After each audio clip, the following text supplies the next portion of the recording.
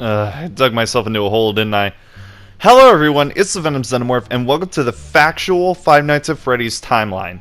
Or at least my attempt at it, because you guys are probably going to rip me to shreds in the comments at the smallest wrong detail. But to give you guys an introduction as to what this video is going to be, it is a factual timeline, not a complete timeline. A complete timeline would have to do with filling in some gaps with my own opinion, which would probably be wrong because I don't know the full story. Scott himself has even said he's been building the story as he goes along. He doesn't necessarily have a full story in mind. So filling it in with my own ideas is just me throwing myself into a river of alligators. It would be total suicide if I just decided to say I'm going to make it a complete timeline, the complete timeline that nobody agrees with. So this is a factual timeline. It takes the facts that we already know, both from a little bit from the books, which I said I'd try to avoid the books, but it turns out there's a moment in one of the books that is actually extremely crucial to help with this timeline, so I'm going to use that. You'll see what I'm talking about. And then most of the games, I think the only game that I'm avoiding is Ultimate Custom Night. And the only reason Ultimate Custom Night is not on this timeline is because, if anything, it is a game that interrupts the timeline of the rest of the game. So Ultimate Custom Night reveals that William Afton's soul is in damnation by Golden Freddy. Golden Freddy has locked William Afton's soul in a type of purgatory with his own monstrous creations, in a way, because all the animatronics are going to kill him. The only reason I'm not including this on this timeline is because William's soul being in purgatory has no procession of the main story of the games. Like, all the games that have come out after Ultimate Custom Night, such as Help Wanted and Security Breach, have nothing to do with William's soul being in hell. So there's no reason to include that in my timeline. That being said, enjoy my timeline. Five Nights at Freddy's 4 is arguably the most mysterious game in the series. There's a lot of stuff that was thrown in to fill in lore that wasn't quite explained or anything like that. So I took most of the facts that we knew to kind of piece everything together. So first off, this is before Purple Guy was a murderer. He seems to be a night guard, simply just helping use the spring-lock suits. It demonstrates Purple Guy's knowledge of spring-lock and illusion disc technology, if you're considering the situations with the sister location animatronics being around the same time period. Circus Baby's entertainment and rental is either connected or being developed during the beginning or exact same time as Five Nights at Freddy's 4, and introduces the old rabbit mask in 1983, as shown in the Curse of Dreadbear DLC, which was probably worn by a member of the Afton family. This could have been worn by Michael Afton instead of the Foxy mask, or just could have been worn by William Afton sometime down the road. And of course my dog's interrupting my recording. It seems to be the inspiration for the original Spring Bonnie suit, as well as the White Rabbit suit that Vanny will wear in Security Breach.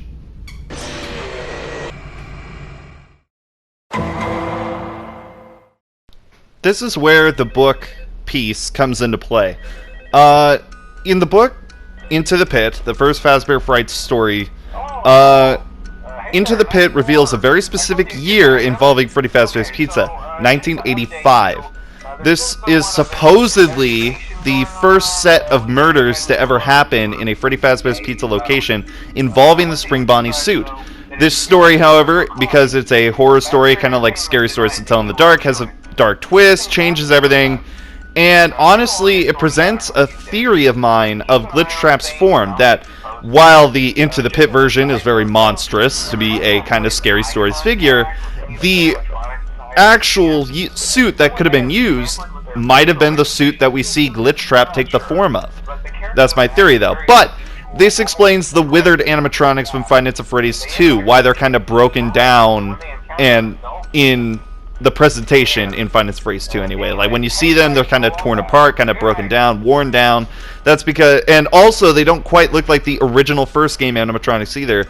This 1985 storyline solves that. These animatronics look older and are torn apart, and they just don't look 100% correct. So they have to be older than the toy animatronics, but the toy animatronics are a prequel. Then that means that they have to be very, very old. So 1985 definitely fits where this timeline is going. Circus Baby's Pizza World is arguably the one location in the Five Nights at Freddy's storyline that we know literally nothing about. We haven't seen it in the games. We know a little bit about it in the books. The books describe it as a competing pizzeria against the Freddy Fazbear's Entertainment Company business, as well as the location, in terms of the basement anyway, sounding like the location that is mentioned, or at least where you're at, in the events of Five Nights at Freddy's Sister Location, but there's no evidence confirming this. But at some point between 1985 and 1987, Circus Baby's Pizza World existed. It had a small series of possible murders behind it, with one definitely being Elizabeth Afton, William Afton's daughter. It also involved the Springlock suits, as Baby mentions in Five Nights at Freddy's Sister Location, mentioning how the suit that you get stuck in at night 4 is the same suit, or at least one of the same suits, from her old pizzeria. At some point, Circus Baby's Pizza World shuts down and eventually becomes Circus Baby's Entertainment and Rental Services, which is what Sister Location is based around. If you're not considering the events from Into the Pit as the first set of murders, then Five Nights at Freddy's 2 is definitely the first set of murders. There's no sign about how many kids he could have possibly killed, but all we do know is that at some point the Five Nights at Freddy's 2 animatronics, the toy animatronics, their facial recognition software begins to switch into a different phase in a way that messes with adults. Anytime that they see an adult, they just stand still and stare, focusing only on the adult in the room. In fact, acting sometimes aggressive to the adult in the room.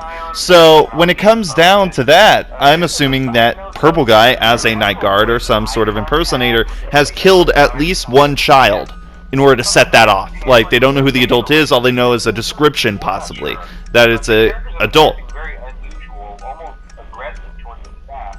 Like that. So the adults seem to be the target here by the toy animatronics, which means that there had to have been something that happened.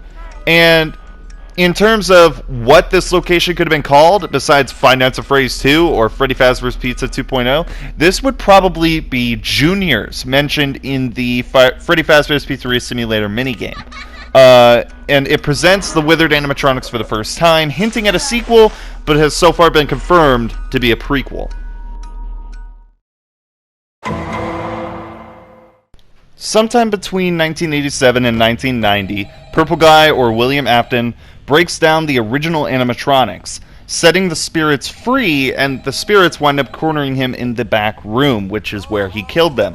In a desperate attempt to avoid their wrath, he equips the Spring Bonnie costume, which, once again, we don't know for sure if the Spring Bonnie costume was what he used to kill the kids. All we know is that that's the one that was in the room. He uses the Spring Bonnie costume to try and save himself from the kids, which has a spring lock malfunction and kills William Afton, only for him to be revived after 30 years as Springtrap.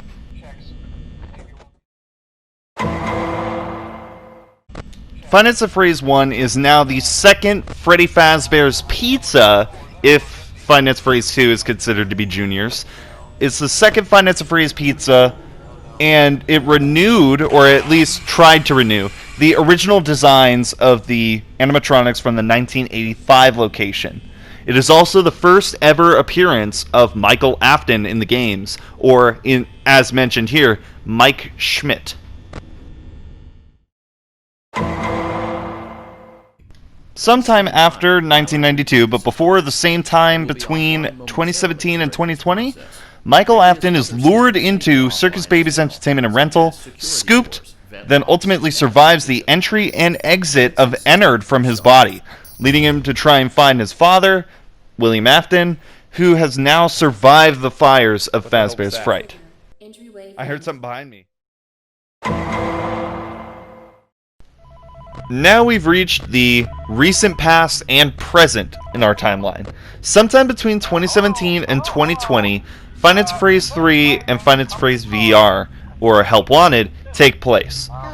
The reason why Freddy Fazbear's Pizzeria Simulator is not here is because nothing in terms of the events of Freddy Fazbear's Pizzeria Simulator takes place in Help Wanted, indicating that that stuff hasn't quite happened yet. However, Five Nights at Freddy's 3 is definitely part of Help Wanted, showing that the events and eventually the fire of Fazbear's Fright is eventually already happened. It is already passed. And at this point, Fazbear Entertainment is trying to clear their name from all the different horrible events that have happened over the several different locations that they tried to open under Fazbear Entertainment. This is also the second possible appearance of Michael Afton. I have a theory that the Night Guard, the reason why the Night Guard in this game could be Michael Afton, is because Springtrap is trying to kill the Night Guard. While that may seem kind of silly, that all the animatronics kind of go after the Night Guard, so why would Springtrap be any different? Springtrap is still William Afton, and it shows that William Afton is still conscious about the fact that he's alive. He may be tortured by the animatronic suit, he may be being in pain, but he is keenly aware that he is still alive. And not only that, but there are several exits to the building. He passes by 3 of them trying to get to you. So if he were really just killing you to try and escape, he wouldn't have to. And not to mention, the movement would definitely be causing him pain. So if he was really trying to kill you just for the joy of it, he's basically harming himself for absolutely no reason. So my theory is that the reason that Springtrap is going after you is because you're Michael Afton and you're trying to kill him. Because, as I said earlier in the timeline, the events of Michael Afton being scooped and everything like that take place before the fires of Fazbear's Fright. Or at least at the same time as Fazbear's Fright. So, I don't know. It could be a mixture of time here that I'm just not missing. Or am missing, sorry. Or just some details that aren't filled. Like I said, I'm not going to fill things with my own opinion. This is just a theory. This also is what causes Glitchtrap to exist. Fragments of Springtrap's memory are found in the rubble of Fazbear's Fright. Because, as you can see in Freddy Fazbear's Pizzeria Simulator, Scraptrap, which is the decomposed version of Springtrap after the fires of Fazbear's Fright, is heavily damaged compared to how he already was kind of withered after the 30-year lockup in the suit. Now that the fires have happened, pieces of the robot machine have fallen off. You can see his skeleton underneath. He is mostly exposed here. He's mostly back to human. There's a lot of mechanics that's keeping him alive and a lot of animatronics still there, but there's a majority of humanity and like mortality showing compared to the Springtrap form.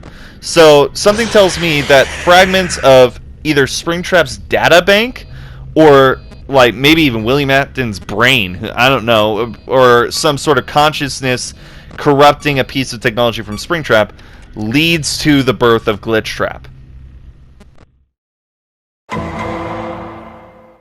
There's absolutely nothing I can say about this game until it's out. We don't know any facts about it at all. Okay, this one's the real kicker. Sometime after 2020, there isn't exactly an exact year, we don't know exactly what time. All we know is that this is the furthest game in the future as of right now, is Freddy Fazbear's Pizzeria Simulator. And there really isn't much to go over that you don't already know about this game. Scraptrap and all the other animatronics converge at Michael's restaurant in Freddy Fazbear's Pizzeria Simulator, Michael Afton's. It introduces Henry in-game for the first time, and it burns down every single antagonistic animatronic along with Michael Afton to ashes. There's no survival of Springtrap this time. There's no survival of the Funtime animatronics or Ennard or Molten Freddy at this point, or Scrap Baby. The puppet who was hiding inside of Lefty is gone.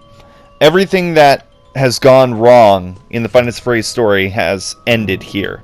Except for William Afton's soul, which is in Ultimate Custom Night, which is the very, very end of the timeline. At least I'd assume.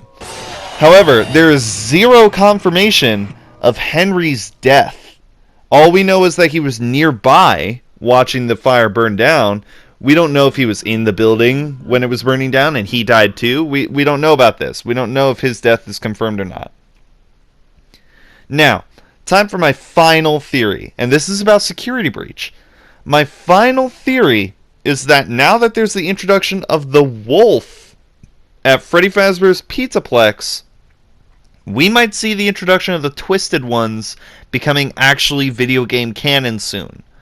Because the Twisted Ones, to me, were one of the most fascinating animatronic concepts that Scott Cawthon has ever come up with. I think they're really interesting, how the illusion discs alter with your mind in very different ways. However, the Funtime animatronics seem to also have the illusion discs inside of them. That tiny little blinking dot cannot be a power switch inside of Funtime Freddy. That's just not possible. Like, that tiny little thing powering an entire animatronic is completely impossible. So that has to be the sound disc. Which means that these higher tech animatronics might also have them. Meaning that the wolf might be, Wolfie is what everyone called him, or Twisted Wolf, as he's canonly called, from the book. I could be 100% wrong on this. Like I said, I can't say anything about Security Breach because Security Breach isn't out yet. We don't know that much about it. We literally haven't gotten a trailer yet. We've just been feeding ourselves off these images for a while. We just don't know anything about Security Breach at the moment. All we know about Security Breach is that it takes place in 2020.